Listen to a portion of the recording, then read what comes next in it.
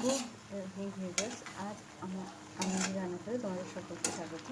আজ আমরা রান্না করতে চলেছি ফুলকপি দিয়ে চিংড়ি মাছ। এখানে আমরা একটু ফুলকপিটাকে ভাপিয়ে নিচ্ছি যাতে ওর ভেতরকার যে গন্ধটা আছে সেটা চলে যায়।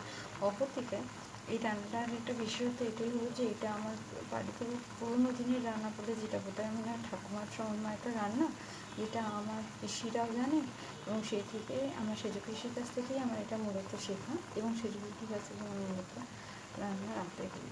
তো সেই রান্নার হাতে করি বলতে আমি যখন ফার্স্ট ব্যঞ্জন বর্ণ অনুষ্ঠান দিতে যাই সেটা হচ্ছে 2014 সাল, এবং সেই 2014 সালে আমি ব্যঞ্জন বর্ণে যাই এবং সেখানে গিয়ে আমি একটা স্পেশাল পদ রান্না করি, যেটা নন্দিনী রান্নাটা নামে পরিচিত ছিল রূপসী বাংলায় হোক।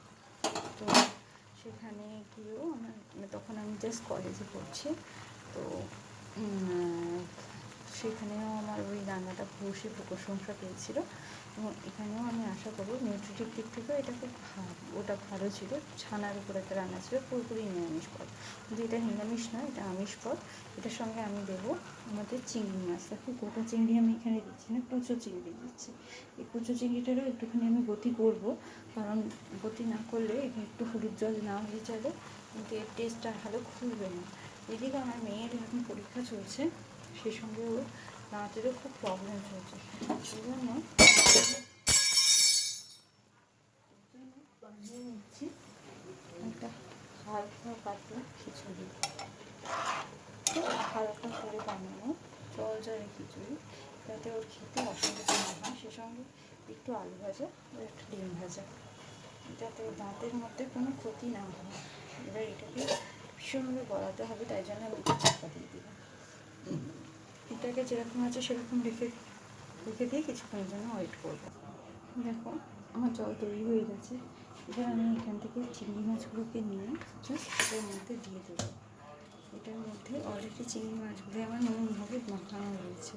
আমি জাস্ট নেবো, এখানে ছাড়বো, ছেড়ে একটু ভাপিয়ে নিই। চিংড়ি না ভাপালে কিন্তু ওর টেস্ট হবে না।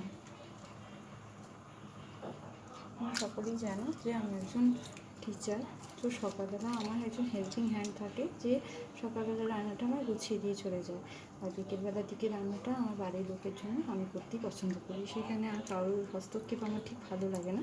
তো যাই হোক, মেয়ের জন্য যেটুকুনি দরকার সেটুকুনি তৈরি করি, আর বাকি পরিবারের বাকি যেজন আছেন, আমার শ্বশুরমশাই আছেন, আমার হাজব্যান্ড আছেন, তো এদের জন্য যে রান্নাটুকুনি দরকার সেটুকুনি রান্না আমি করে নিতে আমার ভালো লাগে।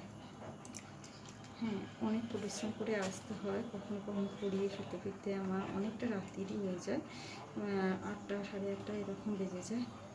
আবার যখন বাড়িতে অনার্সের ব্যাচ আছে তখন আরও দেরি হয়ে যায়, 9টা বেজে যায়। তো এখন নিয়ার টু 9টা 20 হবে, ইভিনিং বললাম বটে, নিয়ার টু 9টা 20 হবে। আমি সেই জন্য শর্টকাট রান্নাগুলো আমি বেছে নিয়েছি যাতে এটা করে নিতে পারি। আর সবাই মিলে ঠিক করা হচ্ছে ভাত খাওয়া হবে, তো ভাতের সঙ্গে এই তরকারিটা বেশ ভালোই লাগে। তো যাই হোক, দেখো আমার খিচুড়ি করে খিচুড়ি করেছে। এটাকে আমি একটুখানি নেড়ে চেড়ে দিয়ে মশলাটা, হ্যাঁ এটা খুব পাতলা আছে, আর একটু আমি ঘন করবো, আর খেতে ভালো লাগবে না এটার মধ্যে কিছু দেওয়া নয়, কারণ কালকে বাচ্চাটার পরীক্ষা আছে। ঘিতে পেটের যদি কোনো রকম কিছু অসুবিধা হয়ে যায় তখন প্রবলেমে পড়ে যাবো। এই যে মাছটা রান্না করছি এটা অবভিয়াসলি ওর জন্য নয়, আর তাছাড়া ওর চিংড়ি মাছ পছন্দ হয় না, ওই ইলিশ চিংড়ি এই দুটো থেকেই দূরে থাকে। অথচ ওর বাবার বাড়ি বাংলাদেশ আর আমার বাড়ি, ওর বাবারা পূর্ববঙ্গীয় আর আমরা এদেশি, কিন্তু ভদ্রমহিলাটি দুটো জিনিসই পছন্দ করে না, কারণ চিংড়ির ওই সুঁড় দেখে ওর ভীষণ ভয় করে। তো যাই হোক, আমি চিংড়ি মাছগুলোকে তুলে নিচ্ছি, আর এদিকে মিক্সিটা ফিট করে রেখেছি। মিক্সির মধ্যে আমার এর যে মশলাটা দেবো সেটা রেডি করে রাখা রয়েছে। আমাদের ভাষায় না, যখন কড়াতে কোনো কিছু রান্না করা হয় তখন সেটাকে আমরা বলি কড়া বা বাটিতে, যদি এটা জেনারেলি বাটিতে করা হয়, কিন্তু আমার কাছে তো অত বড় সাইজের বাটি নেই, আমি সেই জন্য কড়াতেই করছি। তো জেনারেলি এটাকে আমরা বাটি চচ্চড়ি বলি। যে কোনো জিনিসকে যখন আমরা এরকম শুধু নুন, তেল, হলুদ আর একটুখানি সর্ষে পোস্ত দিয়ে, আমি এখানে মশলাটা করছি, বেশি করে পোস্ত দিয়েছি, সর্ষে দিয়েছি, টমেটো আর কাঁচা লঙ্কা দিয়েছি। কেননা এটাতে দই দেওয়া না, এখন দই নেই।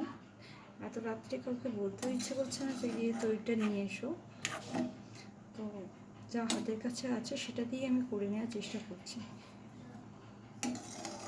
আশা করবো যে মাছগুলো আমাকে আশাহত করবে না।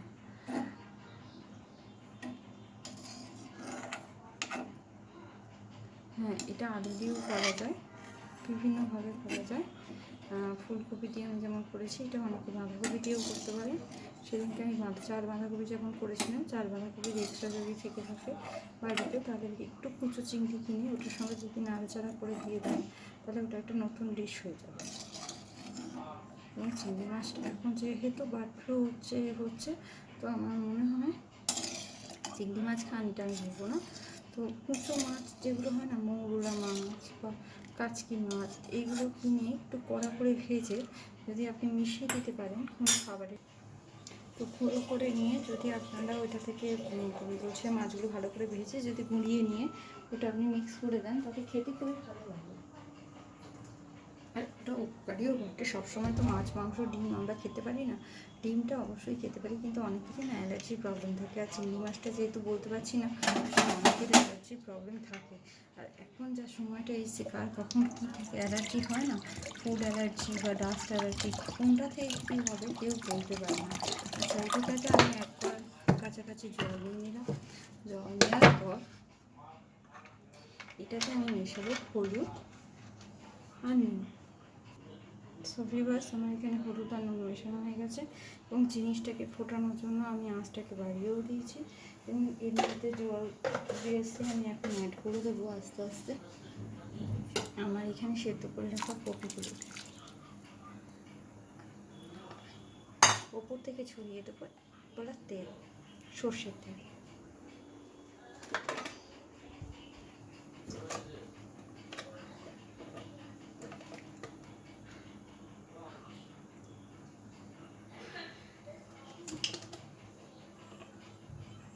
এই তেলটা দেওয়ার একটা কারণ আছে, যাতে আমার জায়গাটা তো ছোটো, যাতে পাত্র থেকে জলটা উপচে পড়ে না যায়। তো এই কেমন সেদ্ধ হওয়া সেরকম সেদ্ধ হবে। আমি এদিকে মশলাটাকে একটু পেস্ট করে নিই।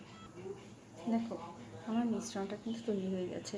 এর মধ্যে রয়েছে সর্ষে খুব অল্প পরিমাণে, কিন্তু ম্যাক্সিমাম রয়েছে পোস্ত, এবং সেই সঙ্গে রয়েছে একটা কাঁচা লঙ্কা, আর সেই সঙ্গে একটা টমেটোর আধখানা আমি ওই ইয়েতে দিলাম, খিচুড়িতে দিলাম, আর আধখানাটাকে বীজ ছাড়িয়ে এর মধ্যে দিয়ে দিয়েছিলাম, টকের ভাবটা যাতে এটা পূরণ করে দেয়।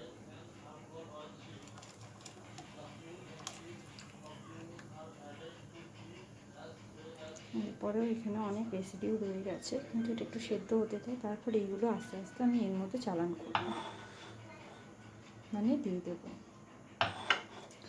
ঠিক আছে, এখানে আমি এটাকে নাড়িয়ে নিই। নাড়িয়ে নিলে অন্তত বুঝতে পারবো কতটা কি কেমন হয়েছে।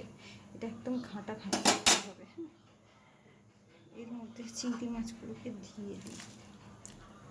ভাবেই খুঁজে পাওয়া যাবে কি আমি জানি না কতগুলো কপির মধ্যে, কিন্তু ইচ্ছে করেই আমি চিংড়ি মাছটা বেশি আনাই।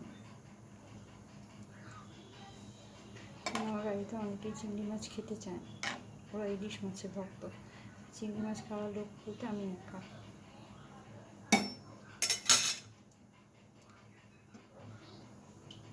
যাই হোক, এটা এবার হতে দিই, আস্তে আস্তে হোক। তো এইদিকে আমার এইদিকে চিংড়ি মাছের সঙ্গে ফুলকপিটা হচ্ছে।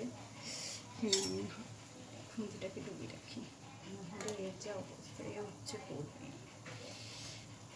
আর এইদিকে আমি ভাত চাপিয়ে দিয়েছি, খিচুড়ি তুলে রেখে দিয়েছি। 10টার মধ্যে খেতে দিতে পারবে চারাকে। খেতে দেওয়ার আগে ডিমটা করে নেবো। আমার আশা যে তার মধ্যে এই রান্নাটাও আমার কমপ্লিট হয়ে যাবে।